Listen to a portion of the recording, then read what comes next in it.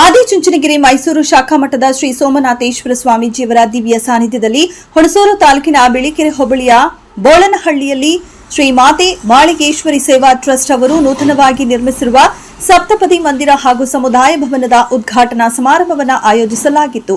ಕಾರ್ಯಕ್ರಮವನ್ನು ಉದ್ಘಾಟಿಸಿ ಮಾತನಾಡಿದ ರಾಜ್ಯ ಉಚ್ಚ ನ್ಯಾಯಾಲಯದ ನ್ಯಾಯಾಧೀಶರಾದ ಜಸ್ಟಿಸ್ ಕೃಷ್ಣ ದೀಕ್ಷಿತ್ ಅವರು ದೇವಾಲಯಗಳು ಕೇವಲ ಧಾರ್ಮಿಕ ಸಾಂಸ್ಕೃತಿಕ ಕಾರ್ಯಕ್ರಮಗಳಿಗೆ ಸೀಮಿತಗೊಳ್ಳದೆ ವಿದ್ಯಾದಾನ, ವ್ಯಕ್ತಿತ್ವ ವಿಕಸನಗಳಂತಹ ಕಾರ್ಯಕ್ರಮಗಳನ್ನು ಆಯೋಜಿಸುವ ಮೂಲಕ ಉತ್ತಮ ಸಮಾಜ ನಿರ್ಮಾಣಕ್ಕೆ ಸೇತುವೆಯಾಗಬೇಕು.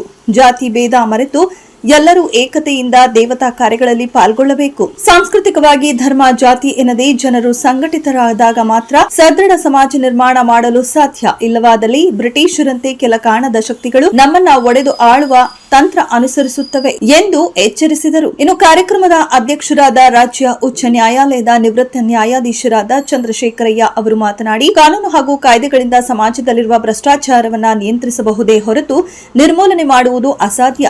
ನಾಗರಿಕ ಸಮಾಜದ ಸಂಪೂರ್ಣ ಬೆಂಬಲ, ಜಾಗೃತಿಯಿಂದ ಮಾತ್ರ ಭ್ರಷ್ಟಾಚಾರ ನಿರ್ಮೂಲನೆ ಮಾಡಲು ಸಾಧ್ಯ. ಭ್ರಷ್ಟಾಚಾರ ನಿರ್ಮೂಲನೆ ಎನ್ನುವುದು ಮೊದಲು ಮನೆಯಿಂದ ಆರಂಭವಾಗಬೇಕು ಎಂದರು.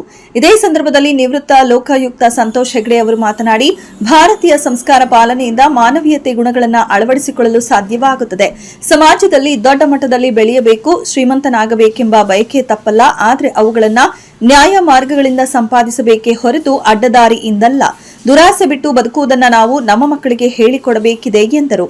ಇನ್ನು ನಡೆದ ಕಾರ್ಯಕ್ರಮದಲ್ಲಿ ರಾಜ್ಯ ಉಚ್ಚ ನ್ಯಾಯಾಲಯದ ನ್ಯಾಯಾಧೀಶರಾದ ಬಿ ಶ್ರೀನಿವಾಸೇಗೌಡ ಹಾಗೂ ಉಚ್ಚ ನ್ಯಾಯಾಲಯದ ವಕೀಲ ಬೋಳನಹಳ್ಳಿಯ ಬಿಎಸ್ ನಾಗರಾಜ್ ಮಾತನಾಡಿ ತಮ್ಮ ಅಭಿಮತವನ್ನ ವ್ಯಕ್ತಪಡಿಸಿದರು. ಕಾರ್ಯಕ್ರಮದಲ್ಲಿ ಸಾನ್ನಿಧ್ಯ ವಹಿಸಿದ್ದ ಆದಿಚುಂಚನಗಿರಿ ಮೈಸೂರು ಶಾಖಾ ಮಠದ ಶ್ರೀ ಸೋಮೇಶ್ವರನಾಥ ಸ್ವಾಮೀಜಿ ಆಶೀರ್ವಚನ ನೀಡಿದರು. ಇದೇ ಸಂದರ್ಭದಲ್ಲಿ ಮಂದಿರ ನಿರ್ಮಾಣಕ್ಕೆ ನೆರವಾದವರನ್ನ ಗೌರವಿಸಿ ಸನ್ಮಾನಿಸಲಾಯಿತು.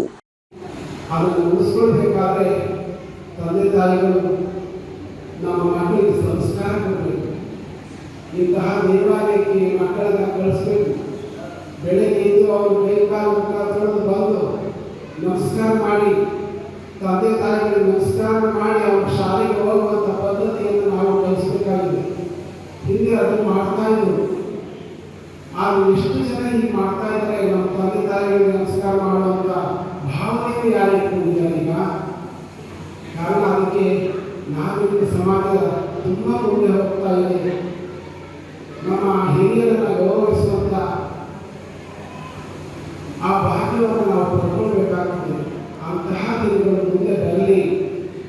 ಆ ಜಗದ್ಗುರು ಬಾಲಗಂಗಾಧರ ಮಹಾಸ್ವಾಮಿಗಳು ಮಾತು ಮಾಡಿದಮ್ಮ ನಮ್ಮ ಮಕ್ಕಳಿಗೆ ಅದರ ಭಾಗ್ಯವನ್ನು ಕಲ್ಪಿಸಿಕೊಳ್ಳಿ ಅಂತ ಹೇಳ್ತಾ ಈ ಕಾರ್ಯಕ್ರಮಕ್ಕೆ ನಮ್ಮನ್ನು ಕರೆಸಿ ಈ ನ್ಯಾಯಾಧೀಶ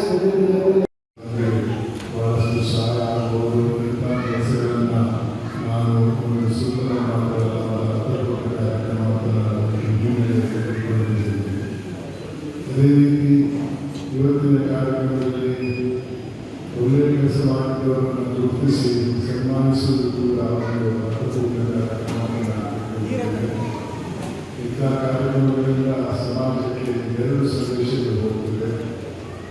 ಇವರು ಸನ್ಮಾನಿಸಲ್ಪಟ್ಟಂಥ ವ್ಯಕ್ತಿಗಳಿಗೆ ಹೆಚ್ಚಿನ ಹುರುಪು ಬರುವುದು. ನಾವು ಮುಂದೆ ಕೂಡ ಒಳ್ಳೆಯ ಕೆಲಸ ಮಾಡಿದರೆ ಸಮಾಜದಲ್ಲಿ ಹೆಚ್ಚಾಗಿ ಗುರುತಿಸುವುದನ್ನು ಒಂದು ಹೆಚ್ಚಿನ ಒಂದು ಪ್ರಯತ್ನ ಅವರಲ್ಲೂ ಕೂಡ ನಡೆಯಬಹುದು. ಮತ್ತು ಈ ಒಂದು ಸನ್ಮಾನದ ಮಾಹಿತಿ ಪಡೆದಂಥ ವ್ಯಕ್ತಿಗಳಿಂದ ಅಥವಾ ಸನ್ಮಾನದ ಕಾರ್ಯಕ್ರಮವನ್ನು ನಡೆದಂಥ ವ್ಯಕ್ತಿಗಳಿಂದ ಕೂಡ ಅವರಲ್ಲೂ ಕೂಡ ಹೆಚ್ಚಿನ ಹುರುಪು ಕೊಡಬಹುದು. ನಾವು ಒಳ್ಳೆಯ ಕೆಲಸ ಮಾಡಿದರೆ ಸಮಾಜ ನಮ್ಮನ್ನು ಕೂಡ ಗುರುತಿಸುತ್ತದೆ ಅಂತ.